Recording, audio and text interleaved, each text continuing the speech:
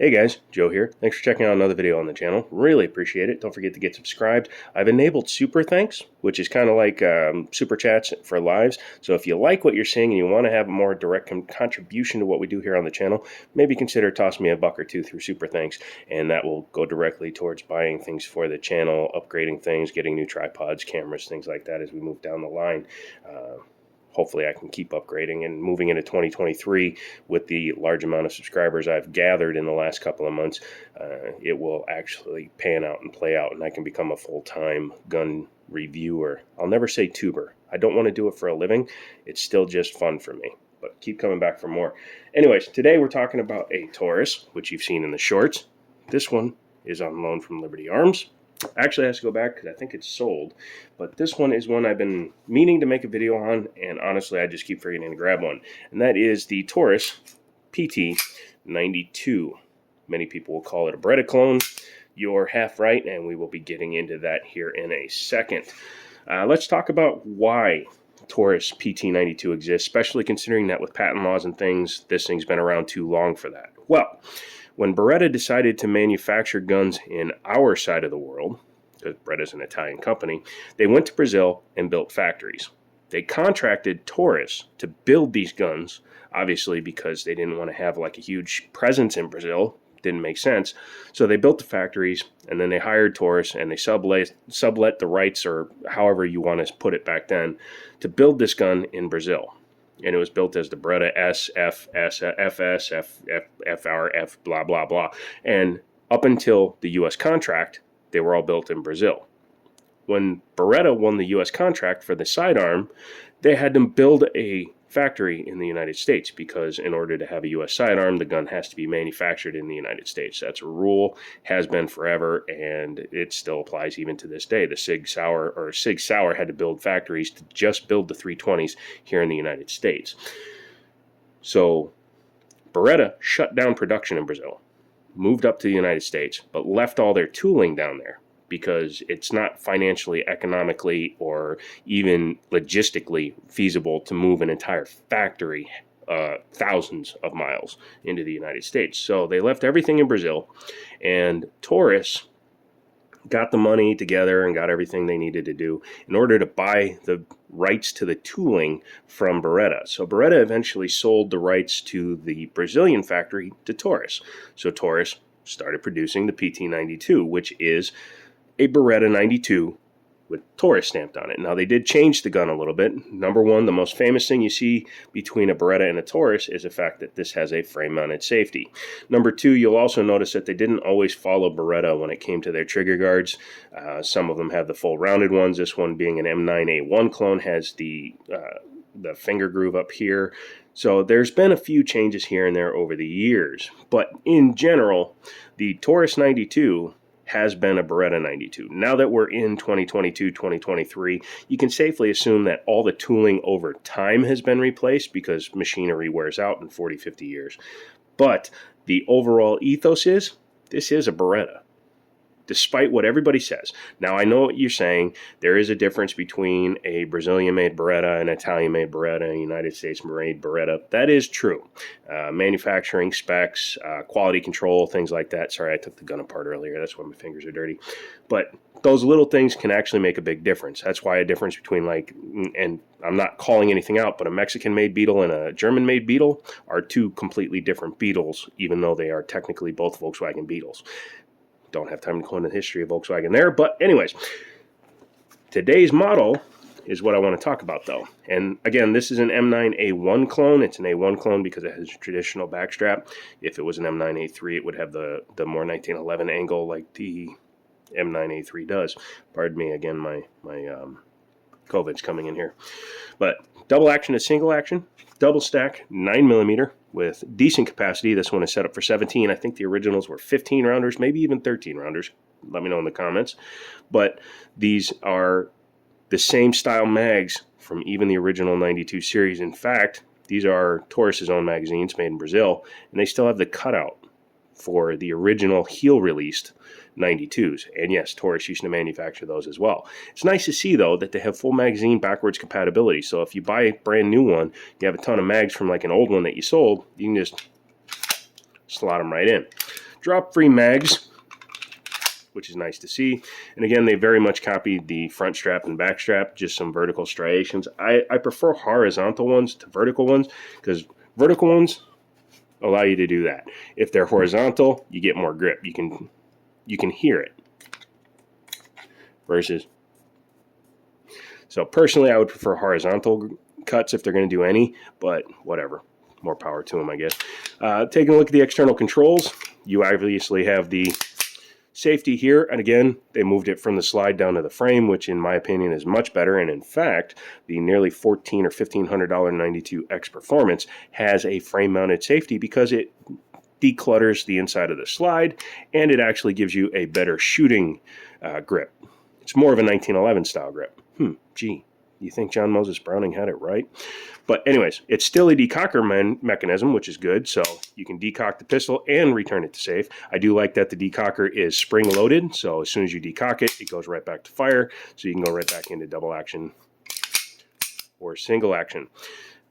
Slide lock is very large, easy to hit. So very nice. This side, it has an ambidextrous safety, and the magazine catch is reversible, just like on a real Beretta, because again, real Beretta, trigger bar right there. They did put a 1913 style pick rail on it, which is fine, and it's kind of funny. I did a short, again, if you aren't subscribed or watching those, you should do that, where I took two 45-degree mounts and did the offset 90-degree red dot. Yeah, I'm a genius. Either that or my brain is infected.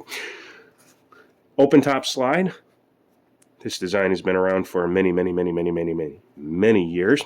Walther P38 P1s from World War II, and then of course the Beretta all have that same design. They also have the falling block recoil, which again I made a short on, but we'll look at it in more detail here. Open top design, people would say, is more susceptible to dirt and stuff. It's not really. I mean, anything that cycles and moves can get dirt and crap clumped up in it.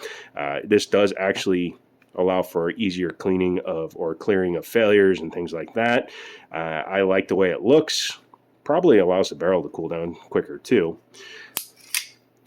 And it makes a lighter gun because you're taking all this material off. Pardon me.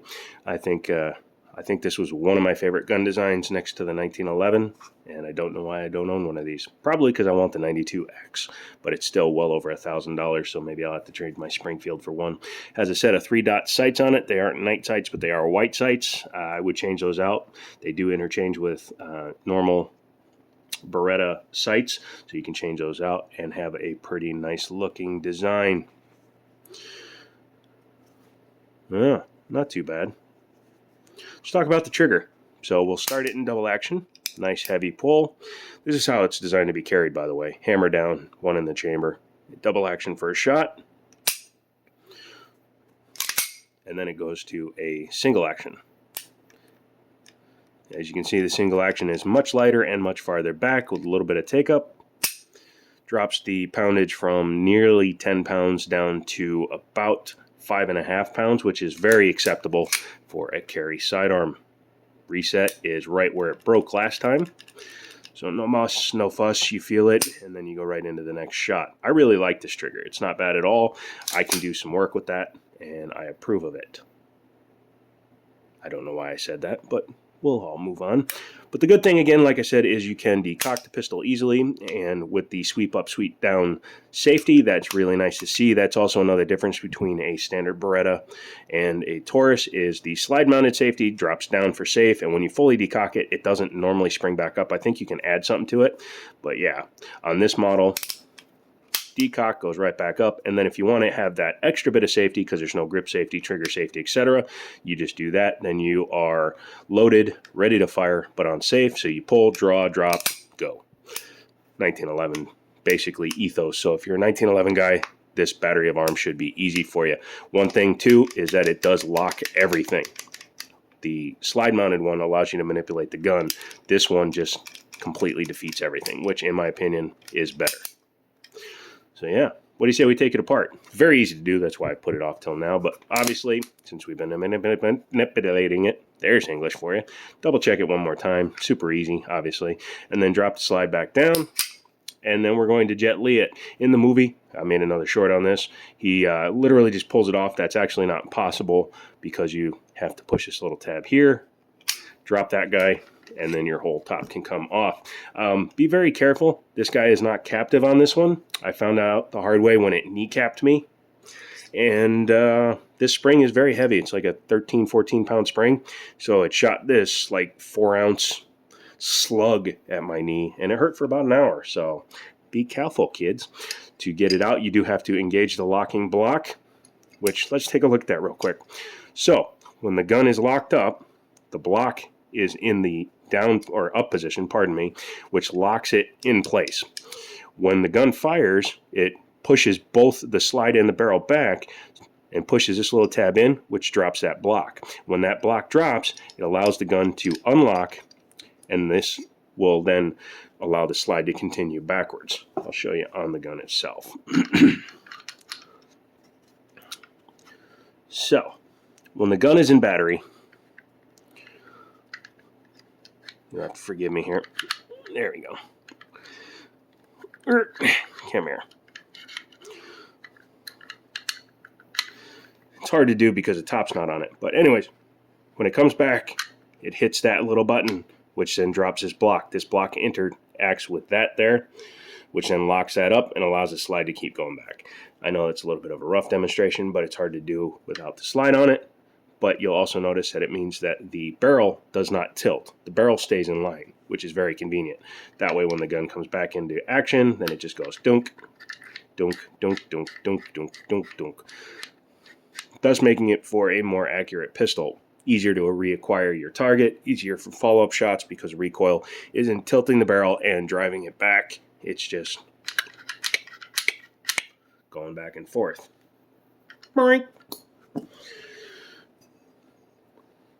The slide is a very simple design. Sorry, my breathing is getting worse the more I talk. As you can see, being completely open on the top. All you have here is your firing pin tube. The bulk of the material back here. This is very light up here. You just have this material here. There's your drop safety, which is very common these days. Very few guns don't have one. Series 70s, 1911s are number one, and a lot of guys take them out of their P320s because they're freaking insane. There's your firing pin back there, and an external extractor there, which is held in by a dowel pin, which can be driven out through the body of the gun. Very simple, very easy, very, very, very decent. I'm sorry, I was looking at that front sight. That front sight is actually welded onto this particular model. You probably have to step up to a performance style model in order to get the fully removable front sight. I would just drill that out, run a fiber optic, be done with it. Taking a look at the frame, it's an aluminum frame. It's an alloy frame, sorry. It's a mixed metals frame. Has decent frame rails here. Frame rails continue back here. There's your ejector. There's your drop safety. External trigger bar.